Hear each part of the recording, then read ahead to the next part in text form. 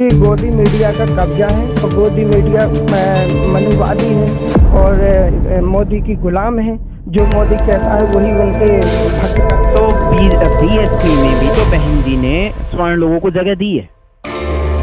जी कोई मंत्रालय नहीं संभाला किसी भी पार्टी का। आज भी बहन जी बहुजन समाज पार्टी की है और पहले भी थी। तो इस तरीका से हम उनको समझाते हैं। एक बहन जी पे एक और एलिगेशन लोग लगाते हैं, लेकिन सरकार को लाभ हो रहा है, देश की जनता को भी लाभ हो रहा है, और वो है बहन जी ने वो इतिहास बनाई है कि हम कभी सोच भी नहीं सकते। आज जब हम वहाँ पार्क में जाते हैं ना, हमारे कैडराइट लोग बाबा साहेब वादी तो उनके सीना चौड़े हो जाते हैं, क्योंकि ये हमारा इतिहास है। संतों गुरुओं महापुरुषों के चित्र लगे और वो इतिहास अगर हमें, क्योंकि जिस समाज को इतिहास का पता ना हो तो वो समाज कभी विकास नहीं कर सकता है। तो ये जो विपक्ष हैं जो हमारी ये बुराई कर रहे हैं, जैसे बीजेपी है, कांग्रेस है, आप पार्टी है, ये लोग, इनको नाज नहीं आ रहा कि क्योंकि ये चाहते हैं कि जो बहुजन समाज है, जो ये कमजोर तबका है, ये जो है गुलाम बन के रहे, ये अपनी इतिहास न जानने पाए। तो बहन मायावती जी ने हमें हमारी इतिहास बताने का काम किया है, और जो बहन जी ने कोई ऐतिहासिक काम किया है तो इस पर सवाल उठा, क्योंकि वो चाहते हैं कि ये लोग बहुजन समाज अपने इतिहास को न जानने पाए, बाबा साहब को न जानने पाए, भगवान बुद्ध को न जानने पाए, इसलिए वो सवाल उठाते हैं और विरोध करते हैं हमारे। जय भीम, जय भारत, जय संविधान। साथियों, इस समय चुनावों का दौर चल रहा है और इस समय हमारे साथ में हैं जिला प्रभारी चांदनी चौक से भगवान दास बौद्ध जी। मैं बात करना चाहूंगा, हालांकि ये चुनाव तो नहीं लड़ रहे हैं, लेकिन चुनाव लड़वा रहे हैं, पार्टी का कार्यभार संभाल रहे हैं दिल्ली में चांदनी चौक से। परिचय लेंगे, बात करेंगे और पूरी बात करते हैं। जय भीम। जय भीम जी। जय भीम। आपका हमारे जय भीम संसार यूट्यूब चैनल में स्वागत है और हम जानना चाहते हैं कि आप किस तरीके से कार्यभार संभाल रहे हैं। सबसे पहले आप अपना परिचय दीजिए। जी, पहले तो बहुत बहुत धन्यवाद, आप जो आए हैं, आपके चैनल के माध्यम से जो आप अपने यहाँ आए हैं, मेरे से आप जो इंट्रोडक्शन कर रहे हैं, पहले तो धन्यवाद आपको। जी, मेरा नाम भगवान दास बौद्ध है और मैं चांदनी चौक जिले से अपने बहुजन समाज पार्टी से जिला प्रभारी हूँ। तो 5 विधानसभा की जिम्मेदारी दी गई है। कि किस तरीके से अभी कार्यभार संभाल रहे हैं आप, क्या कार्य चल रहा है, क्या गतिविधियां चल रही है बहुजन समाज पार्टी की, दिल्ली से कुछ हम कर पाएंगे या नहीं कर पाएंगे? जी बिल्कुल, और हमारी पार्टी अच्छी तरीक़ा से चुनाव लड़ रही हैं और हमारे कैंडिडेट अपने पूरे क्षेत्र में। जी, क्या चल रहा है? जी बढ़िया चल रहा है। इस समय हमारी जो 5 विधानसभा में पदाधिकारी जो चुनाव लड़ रहे हैं कैंडिडेट, तो अपना बढ़िया तरीक़ा से लड़ रहे हैं, अपने सामग्री वगैरह मंगा रहे हैं, रोड शो कर रहे हैं, नुक्कड़ मीटिंग कर रहे हैं जगह जगह पर। और अभी तो 19 तारीख को जो है जो डीएम ऑफिस में बुलाया गया है, तो उस तरीके सामने टिक पाएंगे हम?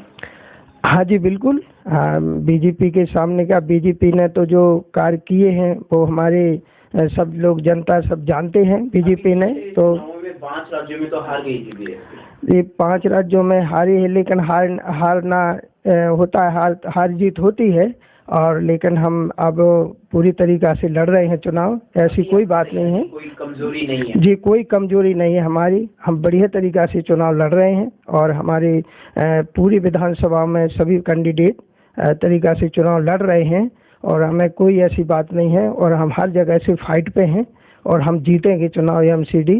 क्या फॉर्मूला रहेगा अभी आपके पास में कि आप कैसे अपनी जगह बना पाएंगे? जी बिल्कुल बनाएंगे जगह, और हमारे जो प्रत्याशी लड़ रहे हैं और हम जगह जगह अपने डोर टू डोर जा कर के अभी बैठ करके मीटिंगें कर रहे हैं, अपनी नुक्कड़ मीटिंग बैठक ले रहे हैं।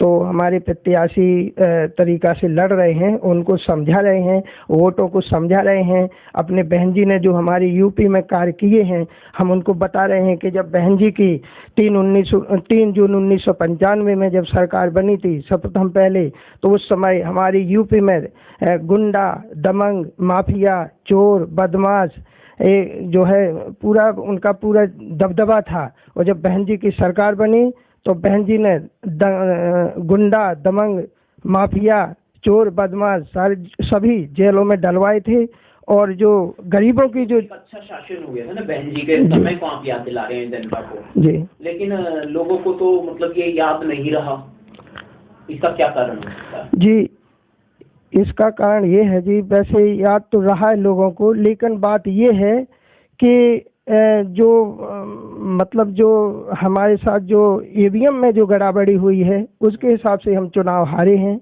तो ईवीएम को हटा क्यों नहीं देते? तो ईवीएम को हटाने के लिए आदरणीय बहन जी ने सर्वप्रथम पहले आवाज उठाई थी, लेकिन जो सत्ताधारी जो पार्टी है वो बात मानने को तैयार नहीं है और उस पर चल रहा है। कोई ऐसी बात नहीं है, सभी जितनी भी पार्टियां हैं सब संगठन इकट्ठे हो रहे हैं और ईवीएम को बंद करेंगे और इनको करना पड़ेगा। चलिए ईवीएम की बात ठीक है, अब बात करेंगे कि क्या हम दिल्ली में केजरीवाल है और बीजेपी है, मतलब इनके सामने अपनी जगह बना पाएंगे बहुजन समाज पार्टी? जी चल तो रहा है जी, बिल्कुल बना पाएंगे, क्योंकि जो आप पार्टी है और ये भी बढ़िया नहीं है। और सिर्फ चुनावों के समय में ही आए, इससे पहले भी आए थे जी अपने क्षेत्रों में? अपने क्षेत्र की जनता से जो मुलाकात हुई थी वो चुनावों के पहले भी रही? हाँ जी, चुनाव के पहले भी हमारे क्षेत्र में जनता से मुलाकात हुई है और हम नुक्कड़ मीटिंग अपने करते रहे हैं और समय समय पर हर जगह पर हमारी मीटिंगें हुई हैं, पूरी विधानसभा में और पूरे जिले में। तो हमारे सब कार्यकर्ता पूरी जिम्मेदारी से लगे हैं। बहुजन समाज पार्टी चांदनी चौक क्षेत्र से आप जिला प्रभारी हैं, तो अपने निवासियों से, क्षेत्र निवासियों से क्या वादा करना चाहते हैं?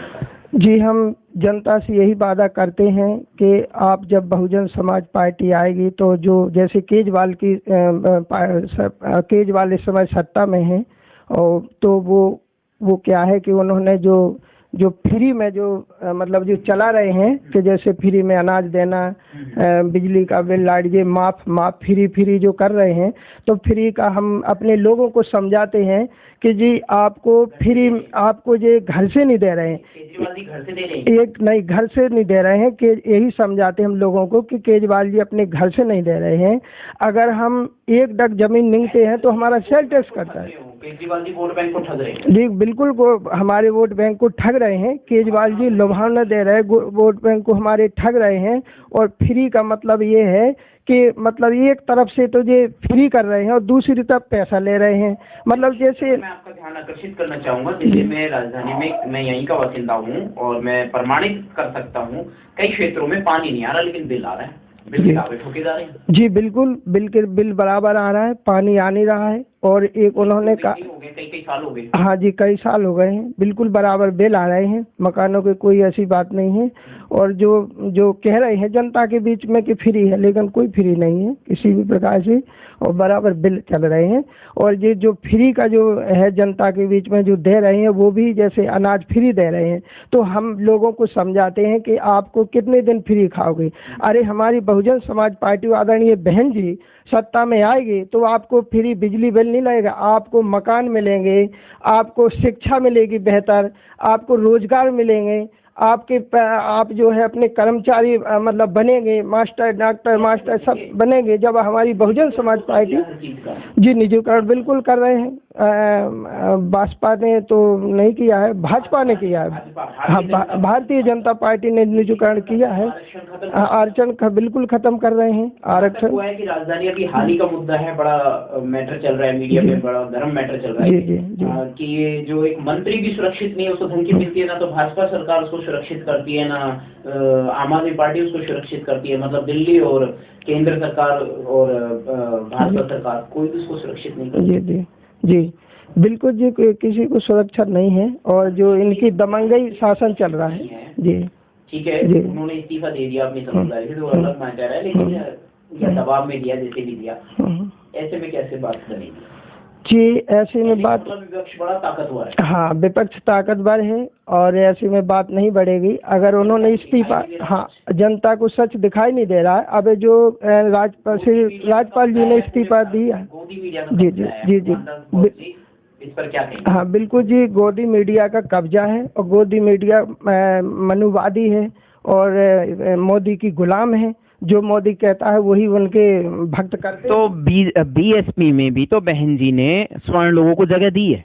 जी देखो, जगह तो ऐसी है कि जिस सीट पे जहां हमारी एससी ज़्यादा है वहां हमारी सीट एससी लड़ी है, और जहां सवर्ण की सीट है वहां पर सवर्ण टिकट दिया है बहन जी ने। तो इसमें बहन जी के ऊपर लोग एप्लीकेशन भी लगाते हैं कि भाई बहन जी तो ब्राह्मणों को लेके चल रही। तो नहीं, बहन जी ब्राह्मणों को लेके नहीं चल रही, बहन जी अपनी पार्टी को लेके चल रही, अपने मिशन को लेके चल रही। लेकिन वो सबको टिकट देना पड़ता है क्योंकि जहां उनका जनाधार ज़्यादा है तो वहां हमें उनको टिकट देना।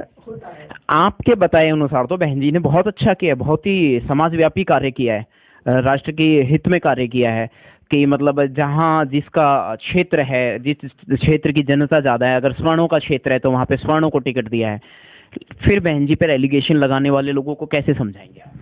जी, वो जैसे जो एप्लीकेशन लगाते हैं हम उनको ये कहते हैं कि जी देखिए, जब आप कहते हैं कि बहन जी ब्राह्मणों को लेके चले, बहन जी ने कब कब मतलब ऐसा कोई काम किया है कि किसी पार्टी का मंत्रालय संभाल लिया बहन जी ने? बहन जी तो अभी पार्टी की पहले भी मुखिया थी, सुप्रीमो आज भी आदरणीय बहन जी बहुजन समाज पार्टी की सुप्रीमो है। और जो लोग उड़ाते हैं वो जनता को, जो जनता तो नहीं समझ पाती है, जनता के बीच में ये जाएंगे वो कहते हैं बहन जी तो ब्राह्मणों को लेके चली, बहन जी तो बीटी में भाजपा की मतलब भाजपा की। तो इस तरीक़ा से ये लोग हमारी जनता को, हमारे उनको जो है बहकाते हैं, और हम वहाँ जा कर के उनको समझाते हैं कि देखो भाई ऐसा है, बहन जी ने कोई मंत्रालय नहीं संभाला किसी भी पार्टी का। आज भी बहन जी बहुजन समाज पार्टी की है और पहले भी थी। तो इस तरीक़ा से हम उनको समझाते हैं। एक बहन जी पे एक और एलिगेशन लोग लगाते हैं, लेकिन सरकार को लाभ हो रहा है, देश की जनता को भी लाभ हो रहा है, और वो हैं हाथी की मूर्तियां और बहुजन महापुरुषों की तस्वीरें, मूर्तियां जो उन्होंने लगाई और पार्क बनाए। तो ये तो ऐतिहासिक कार्य किया है, इसमें तो समाज का और सबका भला है। तो इस पर आप क्या कहेंगे? जी बिल्कुल, बहन जी ने वो इतिहास बनाई है कि हम कभी सोच भी नहीं सकते। आज जब हम वहाँ पार्क में जाते हैं ना, हमारे कैडराइस लोग बाबा साहेब वादी तो उनके सीना चौड़े हो जाते हैं, क्योंकि ये हमारा इतिहास है। संतों गुरुओं महापुरुषों के चित्र लगे, और वो इतिहास अगर हमें, क्योंकि जिस समाज को इतिहास का पता ना हो तो वो समाज कभी विकास नहीं कर सकता है। तो ये जो विपक्ष हैं जो हमारी ये बुराई कर रहे हैं, जैसे बीजेपी है, कांग्रेस है, आप पार्टी है, ये लोग, इनको नाज नहीं आ रहा कि क्योंकि ये चाहते हैं कि जो बहुजन समाज है, जो ये कमजोर तबका है, ये जो है गुलाम बन के रहे, ये अपनी इतिहास न जानने पाए। तो बहन मायावती जी ने हमें हमारी इतिहास बताने का काम किया है, तो हम वहाँ, हमें अच्छा लग रहा है, हम देखते हैं, हमको बढ़िया लग रहा है। लेकिन जो दुश्मन नहीं समझ पा रहा है वो कह रहे हैं, विपक्ष कह रहे हैं कि क्योंकि वो चाहते हैं कि ये समाज गुलाम रहे, इसलिए उनको नाज नहीं आ रहा, इसलिए वो उड़ा रहे कि हाथी हाथी। हाथी क्या है? हाथी बुद्ध का प्रतीक है। ये हमारा भारत देश बुद्ध का देश है, और यह हाथी जो है बुद्ध का प्रतीक है। तो हाथी इसलिए बने हैं, और हाथी जब बने हैं तो कोई उसमें क्या है, कहीं पर भी तो बने हैं हाथी, उनके मंदिरों के सामने भी हाथी बने हैं। राम मंदिर पे कोई सवाल नहीं उठाता, और जब बहन जी अपने समाज के महापुरुषों को याद करती हैं तो लोग सवाल उठाते हैं। जी बिल्कुल, राम मंदिर पे वो सवाल नहीं उठाते हैं, और जो बहन जी ने कोई ऐतिहासिक काम किया तो इस पे सवाल उठा, क्योंकि वो चाहते हैं कि ये लोग बहुजन समाज अपने इतिहास को न जानने पाए, बाबा साहब को न जानने पाए, भगवान बुद्ध को न जानने पाए, इसलिए वो सवाल उठाते हैं और विरोध करते हैं। हमारी बात कहना चाहता हूँ, देखिए साथियों, ऐसा है कि हमारे स्वभाव में नहीं है उत्पात मचाना, और उनके स्वभाव में है उत्पात मचाना। तो वो अपने गुण दिखा रहे हैं। विपक्ष जो है अपनी हरकतों से ना बाज आया है कभी, और बाज आ जाए तो अच्छी बात है, लेकिन बहन जी सबको एक साथ जोड़ने का काम कर रही हैं। और इस समय कोशिश है कि दिल्ली में अपनी सरकार बने। और हमारे साथी भगवान दास बौद्ध जी यहाँ से हमारे साथ में हैं, जो चांदनी चौक क्षेत्र से जिला प्रभारी हैं। जी बिल्कुल, हम अपनी सरकार बनाएंगे और हमें एमसीडी में अपना कब्जा करेंगे, ज़्यादा से ज़्यादा हमारे कैंडिडेट जीत के आएंगे। जी बिल्कुल विश्वास है, बिल्कुल विश्वास है। जिस तरीक़ा से हम काम कर रहे हैं, अपने रोड लोगों के पास जा रहे हैं, नुक्कड़ मीटिंग कर रहे हैं, उनको समझा रहे हैं। जो गरीब, बेबस और मासूम लोगों की आवाज़ को नहीं सुना जाता, उनकी आवाज़ को बोलने से पहले दबा दिया जाता है। इसमें पुलिस की भी भूमिका रहती है, प्रशासन की भूमिका रहती है, लेकिन जब अपनी सरकार बन जाएगी, क्या हमारी आवाज़ को दबाया जाएगा, समर्थन दिया जाएगा? जी फिर तो उनकी हिम्मत ही नहीं हमारी आवाज़ दबाना। जब हमारी सरकार बनेगी, रो रहा है कि ये लोग जब अपनी सरकार बना लेंगे तो उनकी तो चलेगी। नहीं जी, कोई ऐसी बात नहीं है। मीडिया में कई महीने से काम कर रहे हैं, हम तो आज ही मुद्दा लेके आए। हाँ जी, कोई ऐसी बात नहीं है। बहन जी का शासन सबको पता है। यूपी में जब बहन जी की सत्ता आई तो कोई ऐसी बात नहीं। बहन जी के लॉ एंड ऑर्डर का इनको पता है, विपक्ष को, और ऐसी कोई बात नहीं। अगर हम सत्ता में आए ना तो इनकी तो सोच बंद कर देंगे, इनकी तो बोलती बंद हो जाएगी। लोग इसलिए भी वोट नहीं देते बीएसपी को कि वोट डूब जाएगा, अगर वोट देंगे तो बीएसपी सत्ता में तो आनी नहीं है। नहीं जी, ये लोगों की गलत फैमिली है। एक बूंद बूंद से घड़ा भरता है। अगर कोई गड्ढा है, अगर उसमें हम मिट्टी डालेंगे तो वो खाली होगा कि भरेगा? वो तो भरेगा ना। तो जो लोग समझदार हैं, वो जो समझते हैं मिशन को, मूवमेंट को, बीएसपी के मतलब उसको मतलब मूवमेंट को, तब वो तो बीएसपी में ही वोट डालेगा। और जो नहीं समझ पाता है वो विरोधियों की और इनकी बात मान लेता है और वो नहीं डाल पाता। इसलिए जो है उनको भी हम समझा रहे हैं और एक एक वोट बीएसपी में डालवा। आप पर विश्वास करें, इसके लिए आप कौन सा फॉर्मूला इस समय जनता से बताना चाहेंगे? इस समय जी जनता हम ये बताएंगे कि जो हमारी बहन जी ने जो कार्य किए हैं, चाहे वो यानी जैसे यूपी में 5 लाख सफाई कर्मी की जगह निकाली थी बहन जी ने, आज वो 33,000 रुपये का महीना पा रहे हैं। ठीक है, तो उन्होंने बहुत अच्छे काम किए, बहुत अच्छे सभी जी। उन जैसा तो नेता कोई है नहीं। अगर भारत को बहन जी जैसा नेता यदि कोई मिल जाएगा, जब उन्होंने अपने शासनकाल में इतने बेहतरीन कार्य करके दिखाए हैं, यदि बहन जी जैसा नेता भारत को मिलता है तो शायद भारत की तस्वीर आने वाले समय में कुछ और ही होगी। जी, क्या कहेंगे?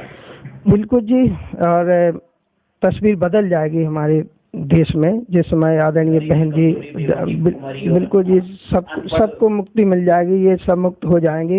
ये देश सामाजिक परिवर्तन, आर्थिक मुक्ति से और गुंडा दमंगई से मुक्त हो जाएगा हमारा देश। आदरणीय रोजगार, बिल्कुल बराबर रोजगार मिलेगा, नौकरी मिलेगी। हमारे बहुजन समाज पार्टी से आदरणीय बहन जी अगर आती हैं तो जो बेरोजगार जो फिर रहे हैं, हम रोजगार होगा, हमारे गरीब तबके का प्लेटफॉर्म उठ जाएगा।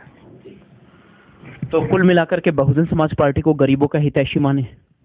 बिल्कुल जी, हमारी बहुजन समाज पार्टी गरीबों की हितैषी है और गरीबों के हक में ही अधिकार की लड़ाई लड़ रही है कि इनको हक अधिकार मिले, इनको रोजगार मिले और इनको मान सम्मान मिले।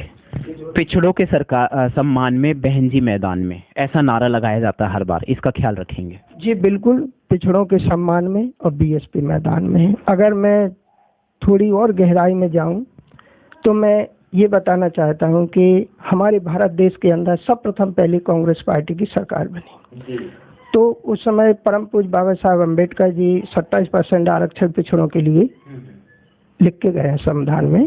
तो जब कांग्रेस पार्टी की सरकार बनी, वो सर्वप्रथम पहले प्रधानमंत्री पंडित जवाहरलाल नेहरू बने, तो उनने कहा था कि भाई हमको प्रधानमंत्री बना दो, हम मंडल कमिश्नर का नाम जो है पिछड़े वर्ग को 27% आरक्षण दे देंगे।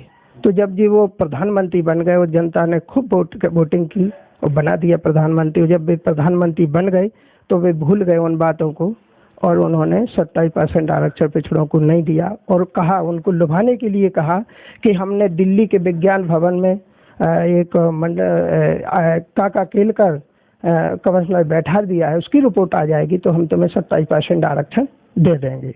जी 17 साल हो गई और वो काका केलकर की रिपोर्ट नहीं आई और वो उन्होंने जो है पिछड़ों को जो है आरक्षण नहीं दिया और धोखा किया। और जब मतलब वो प्रधानमंत्री नहीं रहे, फिर उनके बाद शास्त्री जी प्रधानमंत्री बने तो वो तो कुछ दिन के लिए हुए थे, उनको मौका नहीं मिला था। शास्त्री जी के बाद श्रीमती इंदिरा गांधी जी प्रधानमंत्री बनी तो उन्होंने भी अपने पिता की तर्ज पे शासन चलाया था। उन्होंने भी पिछड़े वर्ग को कहा कि हम तुम्हें 27% आरक्षण देंगे और हमने तुम्हारे लिए मंडल कमिश्नर बैठा दिया है और उसकी रिपोर्ट आ जाएगी तो हम तुम्हें 27% आरक्षण दे देंगे। जी कई साल बीत गई, इंदिरा गांधी नहीं रही और वो पद पे नहीं रही इंदिरा गांधी, वो भी समय निकल गया, उन्होंने भी 27% आरक्षण नहीं दिया। तो फिर क्या हुआ कि इनके बाद राजीव गांधी प्रधानमंत्री बने तो राजीव गांधी को भी मौका नहीं मिला, कुछ समय के बाद वो खत्म हो गए। फिर राजीव गांधी के बाद श्री बीपी सिंह जी जो प्रधानमंत्री बने तो उन्होंने कहा कि भाई मुझे प्रधानमंत्री बना दो और मैं तुम्हें 27% आरक्षण दे दूंगा और मैं बिल्कुल दूंगा। वादा किया जनता के बीच में जाके, और जब वादा किया उन्होंने तो जनता ने बिल्कुल उनको प्रधानमंत्री बना दिया। वो प्रधानमंत्री बन गए। जब प्रधानमंत्री बन गए फिर उन्होंने ये 27% आरक्षण का यानी वो बात मैं खटाई की बस्ती में डाल दी। और जब खटाई की बस्ती में डाल दी तो उस समय मानवर साहब कांसी राम जी डीएसपुर वामशिव संगठन चलाते थे, और जहाँ साहब जाते थे वहाँ 10-10 लाख लोग इकट्ठे होते थे। तो साहब ने कहा, तो साहब ने कहा, एक मिनट में बताऊंगा। तो साहब ने कहा कि भाई बीपी सिंह जी ने तो कहा कि जनता के बीच में कि अब मुझे प्रधानमंत्री बनूंगा तो मैं 27% आरक्षण पिछड़ी बात को दूंगा, तो ये तो इन्होंने तो दिया नहीं है। तो उन्होंने कहा था बीपी सिंह यानी मंडल कमिश्नर लागू करो और नहीं तो कुर्सी खाली करो। तो उस समय बीपी सिंह की सरकार हिली, जनता के बीच में हाहाकार मचा, सरकार हिली, तब उन्होंने 27% आरक्षण यानी ओबीसी को दिया। तो जो ओबीसी जो हमारा पिछड़ा समाज है वो समझ नहीं पाता है कि हमारा असली हितैषी को है। हमारा असली हितैषी उनका हमारी बहुजन समाज पार्टी से साहब कांसी राम जी और आदरणीय बहन जी। और हम चाहते हैं कि ऐसी SST OBC माइनॉरिटी को सबको अपना हक अधिकार मिले, और सबके हित की लड़ाई अगर लड़ रही है तो बहुजन समाज पार्टी लड़ रही है जी। सबकी बात और सबका विकास की बात लेकर चलती है बहुजन समाज पार्टी। बहुजन समाज पार्टी के एक खास कार्यकर्ता दिल्ली चांदनी चौक से हमारे साथ में भगवान दास बौद्ध जी के रूप में मौजूद हैं, और उनसे कुछ बातें हुई हैं, कुछ अंशों पर हमने उनसे बात करने की कोशिश की है। और ये तो अभी बात है, और जब तक सत्ता में नहीं आ जाएंगे तब तक कुछ करके नहीं दिखा पाएंगे। लेकिन बीएसपी को जैसे ही मौका मिलता है, बीएसपी जैसी ही सत्ता में आएगी, तो मैं दावा करता हूं, मैं समझता हूं कि भगवान दास बौद्ध जी इस बारे में पूछते हैं। हाँ जी बिल्कुल, जब हम सत्ता में आएंगे तो हमारे हक अधिकार की लड़ाई हम अपने हक अधिकार हमारे समाज में जो करेंगे, आंदोलन धरना प्रदर्शन आदि करने पड़ेंगे। आदरणीय भगवान दास बौद्ध जी, आपसे मैं ये जानना चाहूँगा, आप जिला प्रभारी हैं दिल्ली चांदनी चौक से, तो जब हमारी सरकार आ जाती है, जब बहुजन समाज पार्टी की सरकार बन जाती है दिल्ली, तो क्या हमारा संघर्ष, हमारे आंदोलन धरना प्रदर्शन इसी तरह से जारी रहेंगे? जब विपक्ष की सरकार है और वो दलित विरोधी सरकार है और वो हमारे वजूद को खत्म करने पे तुली हुई है, तो क्या तब बहुजन समाज पार्टी जब आ जाएगी तो क्या हमें रिलैक्स होगा? जी, जब हम सत्ता में आएंगे तो हमें कोई ऐसी जरूरत नहीं पड़ेगी अपने आंदोलन की, कहीं धरना प्रदर्शन की। फिर तो सब अपनी पूरी मास्टर चाबी हमारे पास आएगी, फिर हम बिल्कुल अपने स्वतंत्र पूर्वक से अपने गरीबों का अपना हक अधिकार अपना देंगे, और खुद अपना देंगे। जब मास्टर चाबी आ जाएगी तो अपना भाइयों का भला करेंगे हम जी। जब यूपी में जैसे हमारी सरकार बनी थी, तो जैसे ही यूपी में बहन जी ने कार्य किए हैं, तर हम अपने दिल्ली में करेंगे, और जैसे बिल्कुल सोने का सुहाग बैठेगा दिल्ली में, इस तरीका से हम काम करेंगे जी।